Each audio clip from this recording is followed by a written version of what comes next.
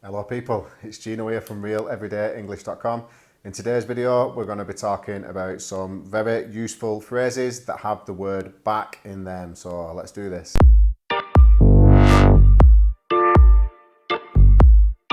Happy Sunday people. If this is your first time here, as I said, my name is Gino. I release weekly content to help you improve your English, sound like a more confident, natural English speaker. I'm from Northern England, so my outlook is very much British English. But if you like today's content, then you might want to consider subscribing to the channel if you like the content. And if you do subscribe, make sure you hit the little bell notification, and that way you'll never miss a free upload. So let's crack on, let's get right to it. I've got 11 phrases here which are incredibly useful. I hear them on a daily basis here in Northern England, and I think that they will help you to sound a lot more natural in your English conversations. So the first one is setback, okay? Now, setback can be used as a verb, but also a noun. So I'll read the dictionary definition. So setback, delay or impede the progress of something, all right? So it's basically an inconvenience to the progress of something, all right? So as a verb, if something or someone sets back the progress of something else, then it's an action, it's a verb, because they are setting back the progress of this particular thing or person. But as a noun, it's used as kind of to say a problem, okay? So I'll give you an example. Let's say I record a video and I'm really happy with the video.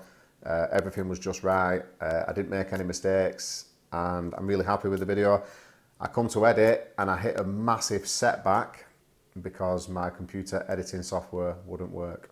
So I hope you see from that it's kind of like a problem or a inconvenience to the progress of something. The next one is an adjective, all right? And it's laid back, okay? If someone or something is laid back, it means that it's relaxed and easygoing. So you'll hear people describing another person as laid back, or he's very laid back, and it means he's easygoing, easy to get along with. But you can also use it in situations where you're describing an environment, not necessarily a thing, but an environment. So you can say something like, I really like working at my current job because it's really laid back. And the next one is hold back, okay? Now you can actually physically hold something back. So let's say two people are going to fight, they're going to have a fisticuffs, and you see this happening, so you can grab one of them and hold them back physically, but that's not what I'm talking about here. So we also use hold back to mean hesitate to act or speak, usually intentionally. So usually you want to say something, but you're holding back because you know there's going to be repercussions.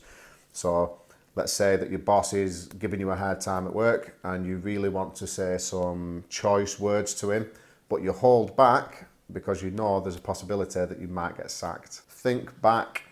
This one's an incredibly useful one. It's kind of like remember, but it's similar, but it's different. There's a subtle difference. Remembering something is the ability to bring something to one's mind from the past, okay? But when you think back, it means that you are kind of reminiscing or pondering on a particular event or time in the past. So you can say something like, when I think back to my school days, I never remember there being as much litter in the streets. And it means when you recall that particular time in the past, it's different to remember. Next one, cashback, okay? Now this one's quite useful because you could find yourself in a situation in a shop where the cashier says to you, cashback, and you're just like, I don't know what you're on about.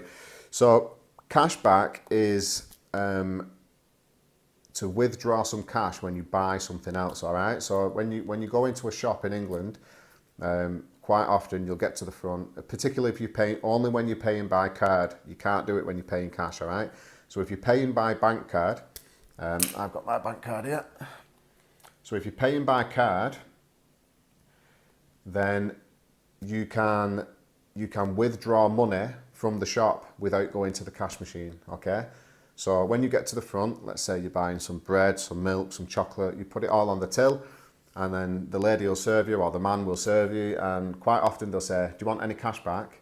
And you could say at that point, yeah, can I have £50 cash back please? And the lady will give you £50 in cash, but it will be deposited from your bank account. Look back on.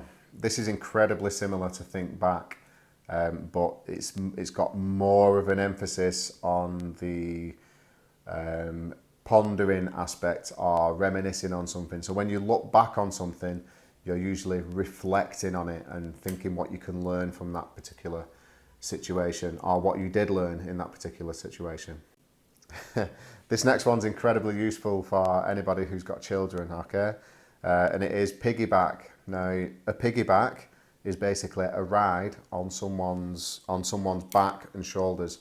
So if you're giving someone a piggyback, they will have their arms wrapped around your neck and they will have their legs around the side of you here. So they're on your back. So it's a piggyback. So you're basically giving someone a ride on your back.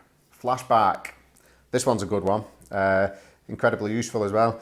So this is when you have an instant memory of something that previously you couldn't remember, usually following an accident or something like that, okay?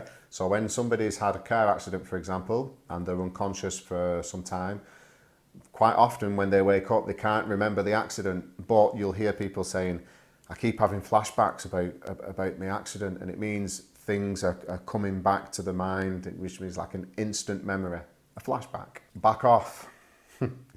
If you tell someone to back off, then you're kind of telling them to go away, but you're not telling them to go away from you, you're just telling them to back off, leave me alone. Usually because they're annoying you or they're saying something to you and you can't be bothered with it. Listen, just back off, leave me alone. Back down. This one's a good one. Back down is very similar to kind of surrender, but there's a slight difference. So the dictionary definition is to withdraw a claim or assertion in the face of opposition, okay? So to give you an example, the government has recently backed down on its idea of COVID passports.